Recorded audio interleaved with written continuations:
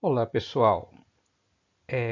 A gente vai retomar as nossas aulas de raciocínio lógico, retomando o tema das progressões. Na última aula que a gente teve, a última aula presencial que a gente teve no Gama, a gente estudou progressões aritméticas e começamos a ver algumas coisas das progressões geométricas. Então, nessa aula, nosso objetivo é trabalhar um pouquinho melhor com as progressões geométricas, avançando no que a gente viu na última aula.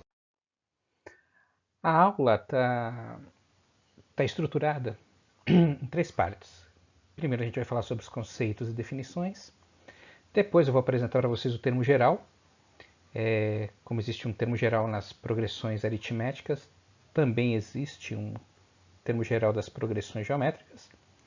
E depois a gente passa para a parte de resolução de exercícios. Como eu tinha falado para vocês, o estudo de raciocínio lógico ele é bastante empírico, então a gente tem que partir logo para os exercícios. Bom, vamos retomar só alguns conceitos que a gente já tratou.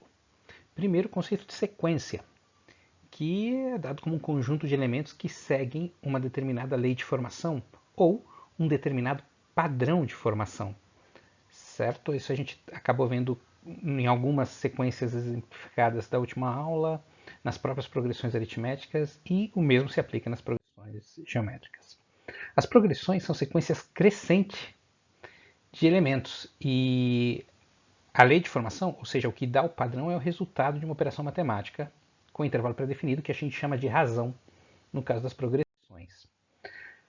A progressão geométrica ela é uma progressão cujo intervalo é definido pela multiplicação dos termos por uma determinada razão, ou seja, eu vou multiplicar o termo anterior por uma razão e isso vai me resultar no termo seguinte.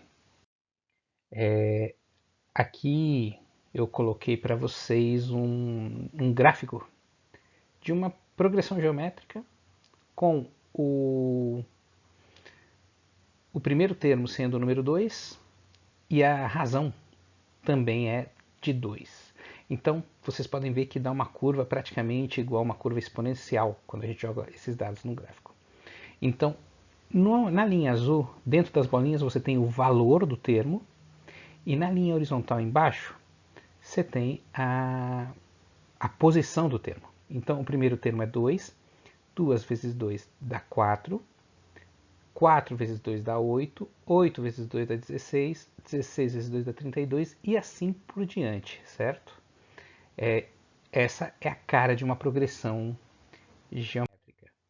O termo geral, que a gente até tinha visto, é o valor do termo na posição n é igual à operação entre A1, que é o valor do primeiro termo da sequência, vezes a razão elevada a n-1, certo?